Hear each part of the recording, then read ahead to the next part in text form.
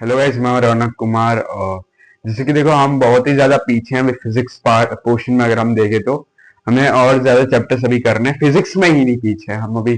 Chemistry, biology, biology में तो syllabus हो चुका है, चलो बायोलॉजी को स्किप करते हैं। सोशल साइंस में हम पीछे हैं, इंग्लिश में भी हम पीछे हैं, बहुत ही ज्यादा पीछे हैं, क्योंकि हमने इंग्लिश के कोई भी टॉपिक, ग्रामर का टॉपिक अभी तक नहीं किया है। तो मैं ये जल्दी जल्दी सोच रहा हूँ कि जल्दी जल्दी हम करेंगे ये सारे टॉपिक। उसके बाद देखो, आपको बस ये करवाना नहीं है मुझे। मेरे पास जो बुक है ना, एग्जाम्पलर वाली, उसमें 1 to 1 आपके ओल्ड क्वेश्चंस इस चैप्टर के, जो मतलब इस चैप्टर से डिलीट कर दिए गए हैं, और प्लस इस चैप्टर के क्वेश्चंस आंसर्स वगैरह सब कुछ उसमें इंक्लूडेड है। तो वो सब भी मुझे करवाना है इसके बाद। तो आई थिंक इसमें अभी टाइम लगेगा, क्योंकि आप देख रहे हो ये थर्ड पार्ट ही है। ठीक है, fourth part, fifth part, six part. और आपको यू नो दैट जो फिजिक्स का पोर्शन होता है वो बहुत ही ज्यादा बड़ा पोर्शन होता है। फिजिक्स का चैप्टर जो होता है वो बहुत ही ज्यादा बड़ा होता है। तो ज्यादा टाइम वेस्ट नहीं करते, जल्दी से चैप्टर स्टार्ट करते हैं। तो सबसे पहले क्या है, आज हम पढ़ेंगे positive, negative and zero charge के बारे में। ठीक है, ये कैसा चार्ज कैसे होता है, पॉजिटिव, नेगेटिव और जीरो, ये समझेंगे। पॉजिटिव का साइन कैसा होता है, ऐसे। नेगेटिव ऐसे। जीरो तो जीरो ही है, क्या बोल सकते हैं जिसमें कोई काम ना हुआ। पहला पॉइंट बोला है, work done is positive when a force act in the direction of the motion of the body. मतलब बोला है कि जो वर्क डन है तब पॉजिटिव होगा जब उसका जो वर्क डन का जो पोजीशन है, उसके तरफ जो डायरेक्शन है मोशन का, उसके तरफ फोर्स लगेगा, तब वो जो है उस पर वर्क डन पॉजिटिव होगा। अगर नहीं लगेगा तो वो नेगेटिव होगा। अगर दोनों साइड से कहीं से भी नहीं लगेगा तो जीरो होगा। Work done is negative when force act positive to the direction of the body. मतलब जो वर्क डन है वो नेगेटिव है जब फोर्स एक्ट होगा किसी पॉजिटिव डायरेक्शन की तरफ, एक बॉडी के पॉजिटिव डायरेक्शन की तरफ, तो जो वर्क है वो नेगेटिव होगा। ठीक है, work done is negative when a force act positive to the direction of the body. ठीक है, work done is zero when a force act at a right angle to the direction of the motion of the body. तो जो work done है वो zero होगा जब एक force act होगा राइट एंगल में टू दी डायरेक्शन, डायरेक्शन के राइट एंगल में motion of the body, body के मोशन में। ठीक है, ये 3 पॉइंट आप लिख के आ जाना मात्र, पॉजिटिव, नेगेटिव और जीरो के। अगर बोलेगा कि define the positive, negative and zero charges, तो आप ये 3 पॉइंट में से चलो 2 नंबर का होगा, 2 नंबर में आप लिख देना 3 पॉइंट, चलेगा, आपको नंबर मिल जाएंगे। ठीक है, तो ये लिख देना। एनर्जी क्या होता है, एनर्जी भाई वो चीज होती है जिससे हम, एबिलिटी होता है हमारे पास कि हम किसी काम को कर सकते हैं। हमारे पास एनर्जी नहीं होगा तो हम नहीं कर सकते। देखो, मैं यहां खड़ा हूं, मैं आपको पढ़ा रहा हूं, मेरे पास एनर्जी है, मेरे पास पावर है, तब मैं पढ़ा रहा हूं।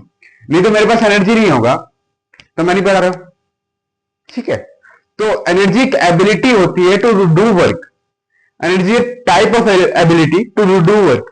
यहां लिखा हुआ है डेफिनेशन में, ability is the ability to do work. ठीक है, देखो यहां से क्वेश्चन बन रहा है, डिफाइन एनर्जी। मान लो 1 नंबर का दे दिया, 1 नंबर में दिया ये, अगर 2 नंबर का दिया तो आपको ये पॉइंट भी जोड़ना पड़ेगा। ये जो नीचे वाला है ना, एनर्जी स्केलर क्वांटिटी, ये भी जोड़ना पड़ेगा। ठीक है, एनर्जी सिंपली हम बात करते हैं ना, हर एक चीज में हमें हमारा एनर्जी लगता है। Energy is a type of ability to do work. मतलब एनर्जी एक टाइप है, जैसे हम किसी भी काम को करते हैं ना, किसी भी काम को करने के लिए एनर्जी लगता है। किसी भी, जैसे आप पढ़ रहे हो, वो पढ़ने टाइम में उसमें एनर्जी लग रहा है। ठीक है, पढ़ने में एनर्जी लग रहा है ना, आप बोल रहे हो, आप समझ रहे हो, तो energy is a type of ability to do work. ठीक है, ये डेफिनेशन तो इतना इजी है कि सबको याद हो जाएगा। ठीक है, जो 5th 6th क्लास का बच्चा होता है ना, उसे भी याद हो जाएगा कि energy is a type two do work. ठीक है, energy is a scalar quantity. Energy एक टाइप का स्केलर क्वांटिटी होता है। ठीक है, तो ये पूछेगा डिफाइन एनर्जी में, आप ये 4 पॉइंट लिख दोगे तब बहुत ही अच्छी बात है। The SI unit of energy is joule. SI energy जो, एसआई यूनिट जो होता है एनर्जी का, वो जूल होता है। जे, जिसको हम सिंपली जे लिखते हैं। ठीक है, आप देखो क्या होता है, कई कई बार आप अगर जूल ऐसे लिख देते हो ना, एमसीक्यू में आया जूल लिख दिया, साइड में ना इसका जे भी ऐसे लगाना पड़ेगा, वरना नहीं लगाएंगे तो इसमें हो सकता है टीचर जो ज्यादा स्ट्रिक्ट टीचर होता है ना वो काट देता है आधा नंबर। तो उसके लिए आपको जूल में जे लगाना बहुत जरूरी है। Got it.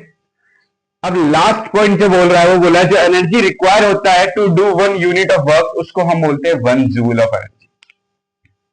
ठीक है, क्या बोला है, एक एनर्जी लग रहा है, ठीक है, एनर्जी हमें रिक्वायर है कि to do 1 unit of work, 1 unit of work करने के लिए एनर्जी रिक्वायर्ड है, जिसको हम बोलते हैं 1 जूल ऑफ एनर्जी। क्या बोलते हैं उसको, 1 joule of energy. NCERT book में देखना सबसे लास्ट पेज में 1 जूल ऑफ एनर्जी को ढंग से एक्सप्लेन किया गया है, तो वहां से आपको अगर यहां से थोड़ा डिफिकल्ट लग रहा होगा, वैसे तो नहीं लगना चाहिए, क्योंकि लैंग्वेज जो लिखा गया है यहाँ पे बहुत ही ज्यादा इतना कॉम्प्लिकेटेड लैंग्वेज में नहीं है, इजी लैंग्वेज में लिखा गया है। तो आप एनसीईआरटी देख लेना एक बार, या आप इससे देख लेना, ठीक है। जो डिफरेंट फॉर्म ऑफ एनर्जी होती है, काइनेटिक और पोटेंशियल, इसके बारे में हम नेक्स्ट क्लास में डिस्कस करेंगे। काइनेटिक एनर्जी क्या होता है और पोटेंशियल एनर्जी क्या होता है, ठीक है। या आई थिंक आपने कभी पहले भी सुना होगा काइनेटिक एनर्जी और पोटेंशियल एनर्जी, इसके बारे में हम नेक्स्ट क्लास में डिस्कस करेंगे। तो देख लेना एक बार, कहीं से आपको डाउट लग रहा हो तो स्क्रीनशॉट ले लेना और कर लेना इसमें, ठीक है, नोटबुक में कर लेना। लगना तो नहीं चाहिए क्योंकि सारा मैंने समझा दिया, जहां पे आपका है क्वेश्चन भी बता दिया कि कैसे क्वेश्चन बन रहे हैं, ठीक है। ये पॉजिटिव नेगेटिव और जीरो वाला इंपॉर्टेंट है, ये इंपॉर्टेंट टॉपिक है, तो इसको मार्क कर लेना, ठीक है। तो थैंक यू, नाइस डे, मिलते हैं हम कल की क्लास में।